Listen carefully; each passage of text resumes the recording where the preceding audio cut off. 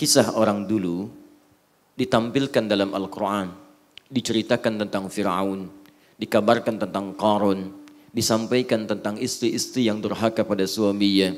Bahkan ada di antara mereka istri-istri Rasul. Juga ditampilkan istri-istri yang berbaik kepada suaminya. Bahkan ada di antara mereka yang menjadi bagian dari keluarga yang sangat zalim. Kisah itu dihadirkan bukan untuk menjadi cerita yang kita kemudian perdengarkan pada setiap orang. Tapi pelajaran yang Allah tampakkan kepada kita supaya setiap manusia yang hadir ingat bahwa itu pernah terjadi dan jangan sampai kita terperosok pada persoalan yang sama. Dulu pernah ada hati yang punya kemampuan seperti Thamud dan Ad. Dia bisa memahat, membuat lubang di gunung-gunung, bahkan membuat gorong-gorong dan tempat-tempat untuk beraktivitas. Anda tahu apa yang terjadi? Mereka membuat ratusan tahun sebelum Masehi. Sampai kini tidak ada bekasnya kecuali hanya puing-puing saja. Ditampilkan itu dan saya sempat masuk ke dalamnya bagaimana menyaksikan tatanan yang luar biasa. Dapurnya, tempat istirahatnya, tempat ibadahnya dan sebagainya. Tapi karena menjauh dari ketaatan pada Allah Subhanahu wa taala, itu hanya menjadi bekas sampai dengan kini, tidak pernah dimanfaatkan dan hanya sekedar jadi objek foto-foto dalam kehidupan. Tidak ada bedanya ketika antum datang ke satu tempat ingin difoto. Tidak ada bedanya ketika antum melihat tumbuhan yang cukup baik ingin difoto. Tapi persoalannya, maaf, tidak ada orang memanfaatkan tempat itu. Kami datang ke Efes, ada peradaban Yunani yang konon disebutkan dalam catatan sejarahnya itu telah dibuat 700 tahun sebelum Masehi. 700 tahun.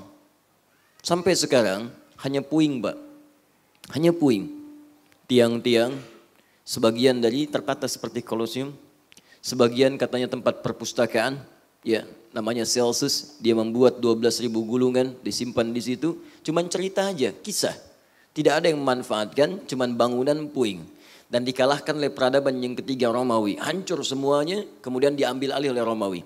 Diperluas sampai ke Heliopolis, sampai ke titian Laut Mediterania. Kalau disambungkan sampai ke Italia, nyebrang sedikit ke Tripoli, sampai ke Sumrata. Di daerah Tripoli ada Sumrata, itu peninggalan Romawi juga. Apa yang terjadi? Cuman puing. Gak ada yang memanfaatkan. Yang tinggal di situ tidak ada. Yang beraktivitas tidak ada, orang hanya datang ke situ sekedar foto, lihat dokumentasi, dengar cerita. Tapi tidak semua orang yang datang ke situ dia bisa membaca dengan imannya.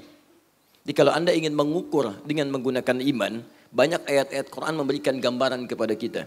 Di antara tingkat kekuatan orang-orang yang imannya kuat di hadapan Allah Subhanahu wa taala adalah apa yang ia lihat, ia dengar selalu mengingatkan dia dengan Allah Subhanahu wa taala. Itu yang diantaranya diisyaratkan di Quran, surah ketiga Ali Imran, ayat 190 sampai dengan 191. Inna fi khalqis samawati wal ardi wa ikhtilafil laili wan nahari la ayatin li ulil albab.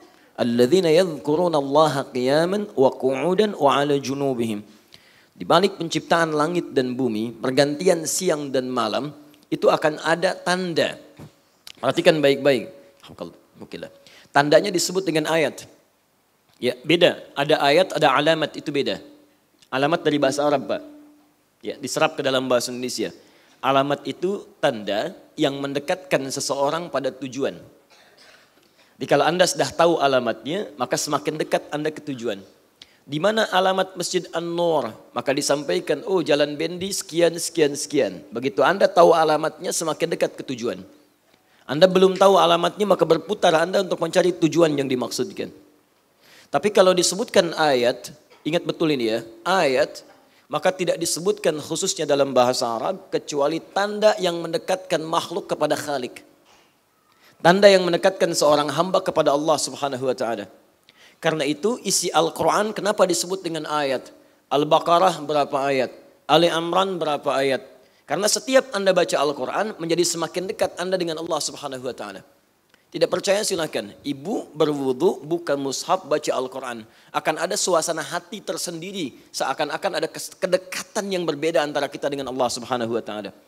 Bahkan nanti ada orang yang mendengar ayat saja dibacakan. Itu bertambah keimanannya. Semakin terbangun tawakalnya kepada Allah Subhanahu wa ta'ala. Quran surah ke-8 ayat yang kedua. Wa idza tuliyat 'alaihim ayatuhu zadathum imana wa 'ala rabbihim yatawakkalun.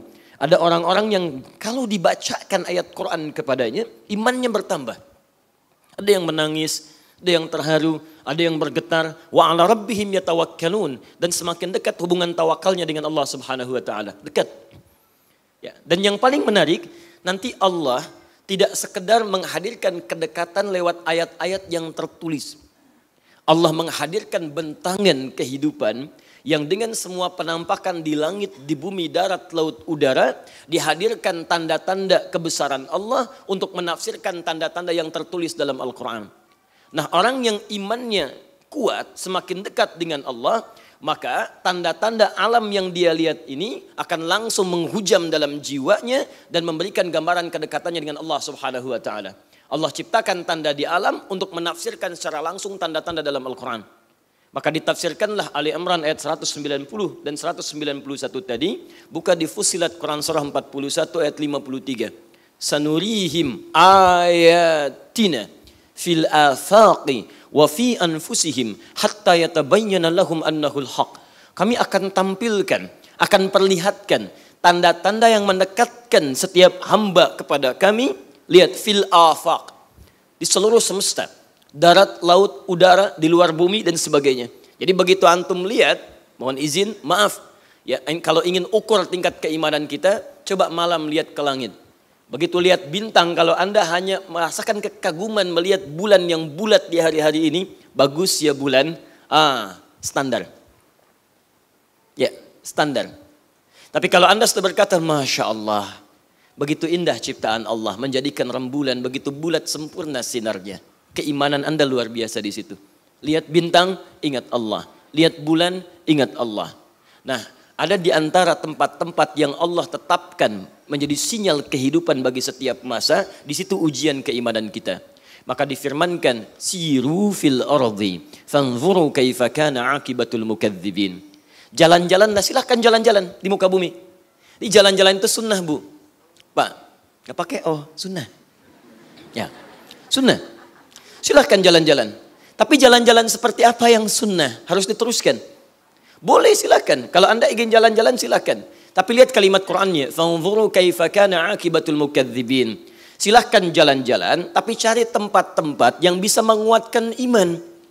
Di antaranya cari peninggalan orang dulu yang durhaka kepada Allah Subhanahu wa taala. Diabadikan tempat itu sebagai pesan bagi kita. Jangan berlaku lagi seperti itu. Makanya Nabi pernah menekankan, Anda silahkan kalau mau rihlah. Kata Nabi, la tasyuddur rihal. Jangan Anda menguatkan keinginan untuk jalan-jalan, rihlah illa li thalathin, kecuali pada 3 tempat. Jadi kalau Anda ingin jalan-jalan, 3 tempat ini yang paling utama. Tapi kata para ulama, bukan 3 tempat ini jadi batas. Kalau ingin jalan harus ke 3 tempat ini saja, bukan. Maksudnya 3 tempat ini contoh yang paling mulia. Kata Nabi, Masjidil Haram, ke Masjid Al-Haram, Masjid hadza, Masjid Nabawi, wa Masjid Al-Aqsa. 3 tempat. Kata para ulama, kita boleh melihat batasan masjidnya, tapi yang paling penting adalah lihat sinyal di hadis itu, membahas secara maknawi.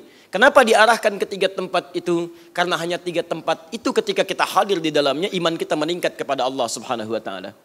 Maka hadis itu kata para ulama hadis adalah analogi. Kalau Anda ingin jalan-jalan ke beberapa tempat, silahkan investasikan dana yang Anda dapatkan dari Allah Subhanahu wa taala sebagai titipan, tempat-tempat yang bermanfaat yang bisa meningkatkan iman.